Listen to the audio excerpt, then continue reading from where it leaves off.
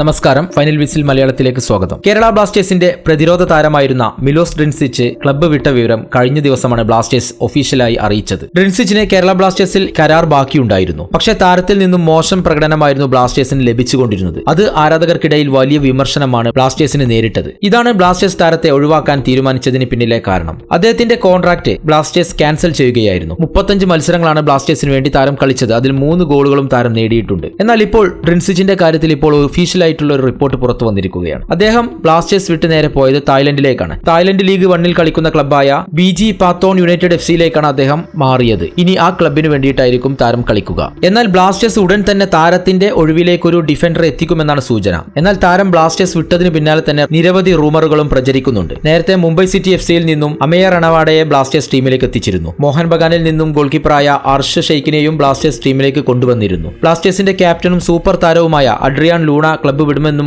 റിപ്പോർട്ടുകൾ പുറത്തു വരുന്നുണ്ട്. എന്തായാലും ഉടൻ തന്നെ ബ്ലാസ്റ്റേഴ്സ് പുതിയ വിദേശ താരങ്ങളെ ടീമിലേക്ക് എത്തിക്കുമെന്നാണ് സൂചന. ISL-ന്റെ അടുത്ത സീസൺ സെപ്റ്റംബർ 2-ാം വാരമാണ് ആരംഭിക്കുന്നത്. കൂടുതൽ കായിക വാർത്തകളും വിശേഷങ്ങളും അറിയാൻ ചാനൽ സബ്സ്ക്രൈബ് ചെയ്യുക. നന്ദി.